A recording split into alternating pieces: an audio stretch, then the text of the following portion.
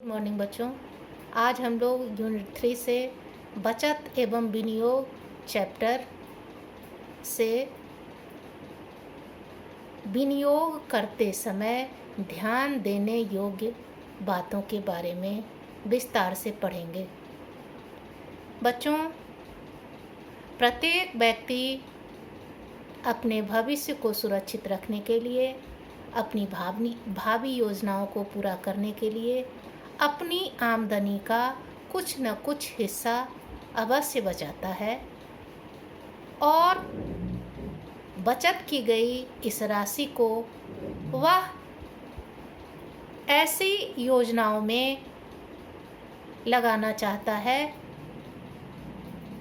जहां उसका धन सुरक्षित भी रहे और भविष्य में उस धन से कुछ अतिरिक्त आय भी प्राप्त हो सके।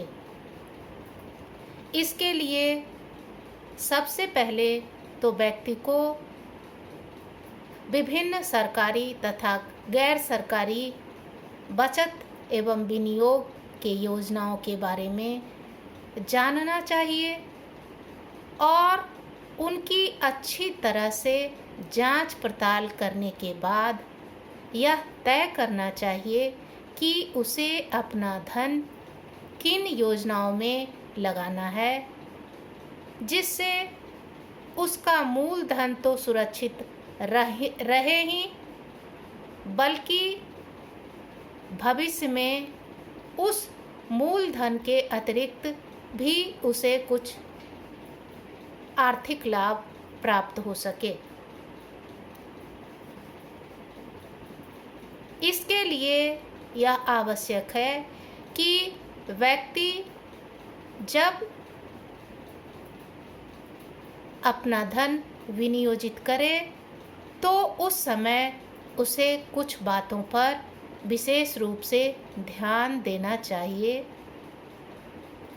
जैसे मूल धन की सुरक्षा यानी सेफ्टी ऑफ प्रिंसिपल अमाउंट। इसका अर्थ यह है कि व्यक्ति जो अपना धन बचत की योजना में लगा रहा है वह पूर्ण रूप से सुरक्षित रहे।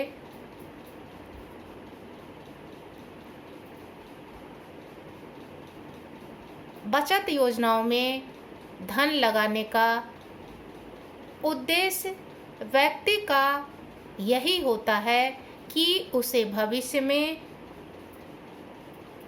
अतिरिक्त धन प्राप्त हो सके।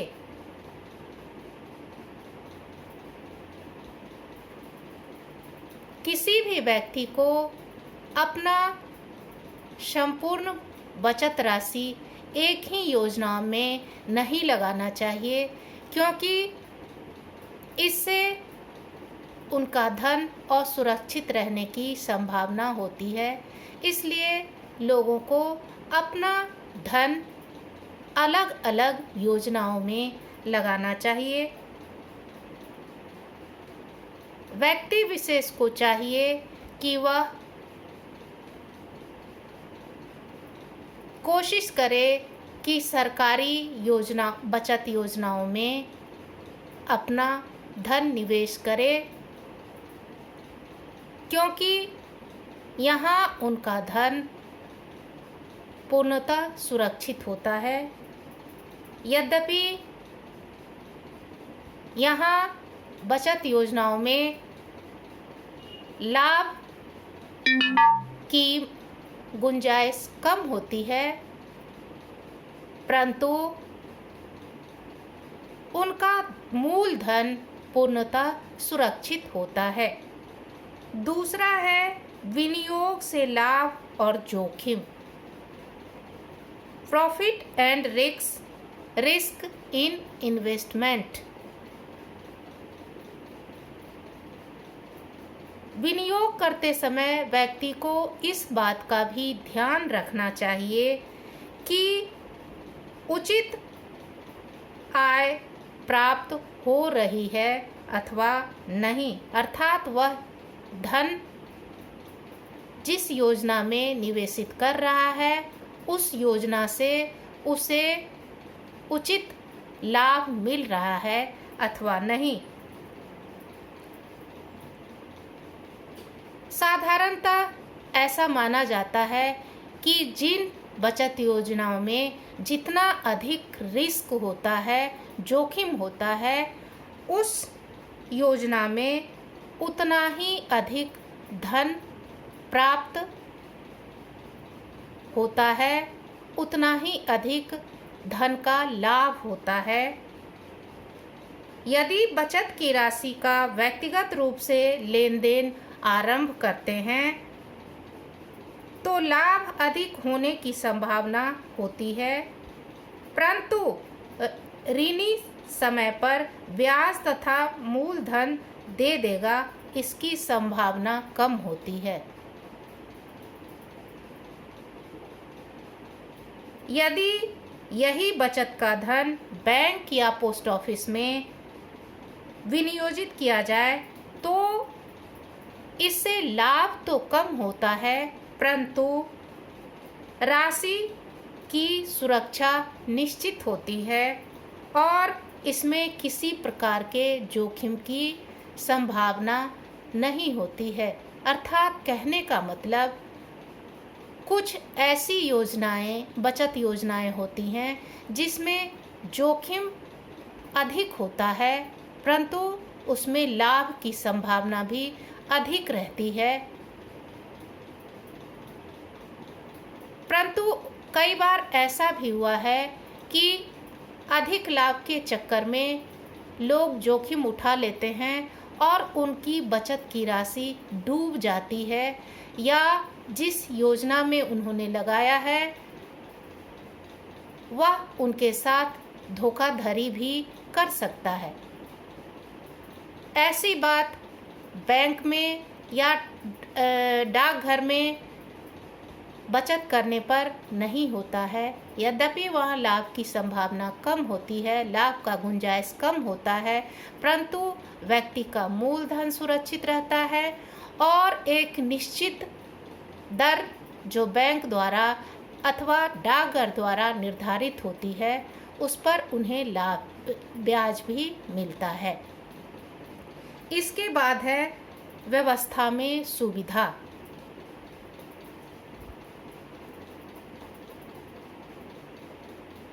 अर्थात हम जिस योजना में अपना धन निवेशित कर रहे हैं उसकी व्यवस्था सुविधाजनक होनी चाहिए। अर्थात लेन देन में जमाकर्ता को या नियोजक को किसी प्रकार की परेशानी नहीं होनी चाहिए।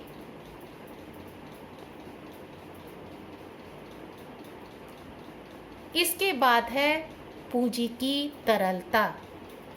तरलता से तात्पर्य है कि विनियोग किया गया धन आवश्यकता के समय बिना मूल्य कम किए प्राप्त किया जा सके अथवा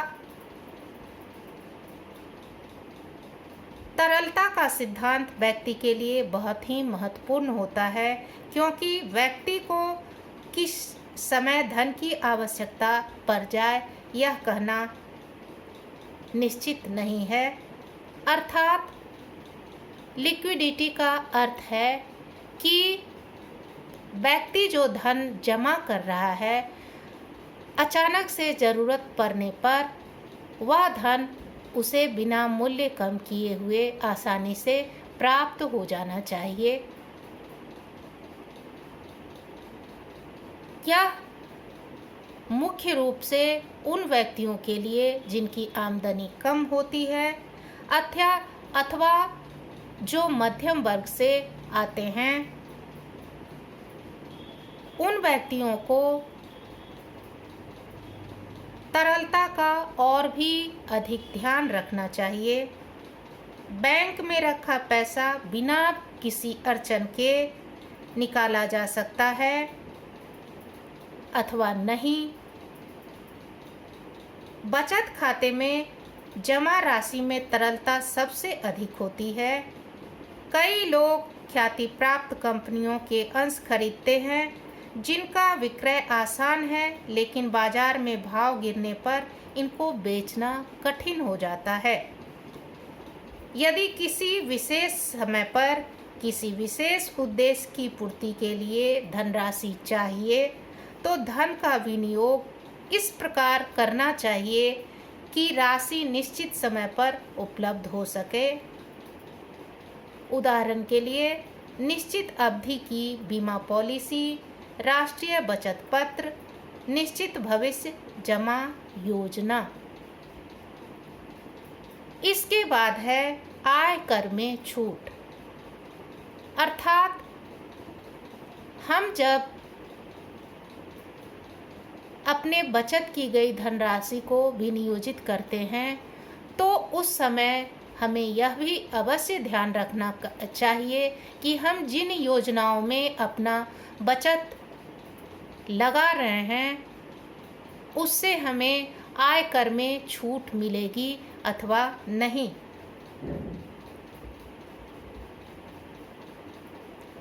यह सभी प्रकार के सरकारी कर्मचारियों के लिए विशेष रूप से आवश्यक हो जाता है।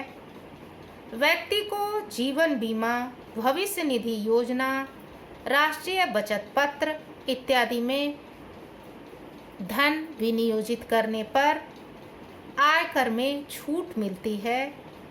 इसलिए वैसे व्यक्ति जो सरकारी कर्मचारी हैं उन्हें विशेष रूप से इन योजनाओं में अपना धन निवेशित करना चाहिए। निष्कर्ष के तौर पर हम यह कह सकते हैं कि विनियोजन के विभिन्न साधनों का चुनाव करते समय सबसे पहले मूलधन की सुरक्षा का ध्यान रखना चाहिए। कई बार व्यक्ति अधिक धन की लालच में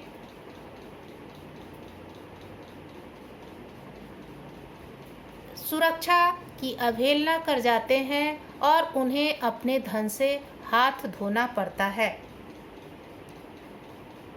विनियोग का मुख्य उद्देश्य ही होता है आकस्मिक धन की मांग को पूरा करना और भविष्य को आर्थिक रूप से सुरक्षित करना। अतः इस बात को ध्यान में रखते हुए विनियोग के साधनों का चुनाव करना चाहिए और हमेशा कोशिश यही करनी चाहिए कि अपनी बचत की धनराशि को सरकारी योजनाओं में ही लगाएं, क्योंकि वहाँ उनका मूलधन पूर्णतः सुरक्षित होता है। यद्यपि उन योजनाओं में उन्हें अधिक लाभ नहीं मिलता, परंतु एक निश्चित दर पर उपलब्ध ब्याज से उन्हें अतिरिक्त धन अवश्य मिलता है। धन्यवाद।